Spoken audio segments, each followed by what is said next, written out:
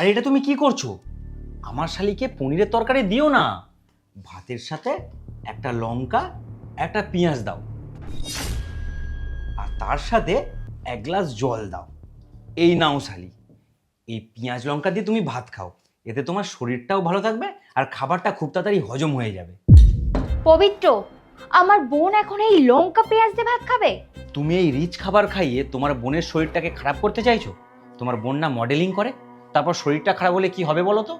আমার বোন রিচ তরকারি খায়, আর পনিরের তরকারি ওর ফেভারিট। পনিরের তরকারি আমার মায়েরও ফেভারিট।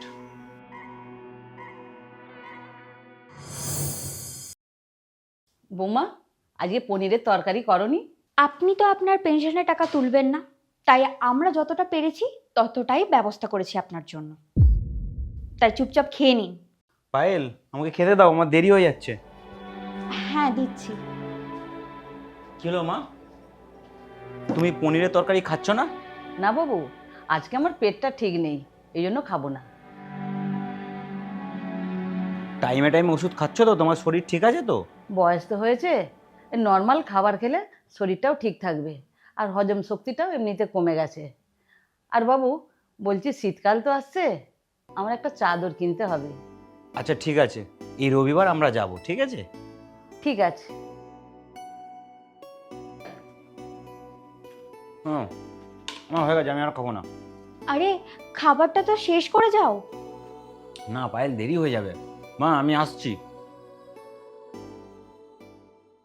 তোমার কি অনেক টাকা হয়ে গেছে? তুমি এক কাজ করো, তোমার মায়ের পেছনে সব টাকা খরচা করে দাও, কারণ আমি তো এই সংসারে বানের জলে ভেসে এসেছি, তাই তো?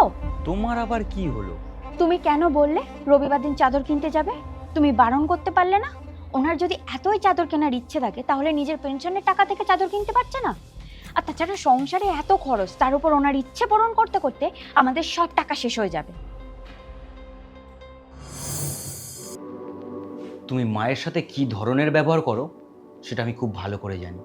আমি এই কারণেই চুপ করেছিলাম, আমি ভেবেছিলাম কখনো না কখনো তুমি বুঝে যাবে, কিন্তু আমি ভুল ছিলাম।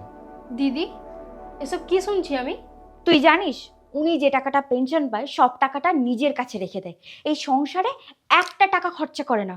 ওনার সব কিছু আমরা বহন করি। তাহলে এই বুড়ো বয়সে উনি যদি নিজের কাছে সব টাকা সেভ করে রাখতে পারে, তাহলে আমরা ভবিষ্যতের জন্য আমাদের টাকা সেভ করে রাখতে পারবো না? তোর কি মনে হয় উনি যে টাকাটা বাঁচাচ্ছে সেটা নিজের জন্য বাঁচাচ্ছে? আরে বাবা মা সবসময় ছেলে মেয়ের ভালোই চাই, আর উনি যে টাকাটা সেভ করছে তোদের যাতে ভবিষ্যতে কোনো প্রবলেম না হয় সেই জন্য করছে। আরে বাবা মার পর সমস্ত টাকা সম্পত্তি কার হয়? ছেলেদের, তাই না? আর তুই এরকম একটা কাণ্ড করেছিস, তোকে দিদি বলতে আমার খারাপ লাগছে। ব্যাস, তুমি দিদি হয়ে আমার মেয়েকে আর বকবে না। ও সময়ের সাথে সাথে দেখবে সব বুঝে যাবে। আর তুমি শুধু আমার মেয়ের ওপর রেগে যাচ্ছ।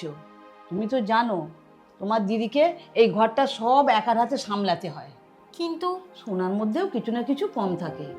মা বাবা হয়ে ছেলে মেয়েদের ক্ষমা করতে পারবো না? বৌমা, খাবারগুলো ঠান্ডা হয়ে যাচ্ছে, তুমি এবার খেয়ে নাও মা।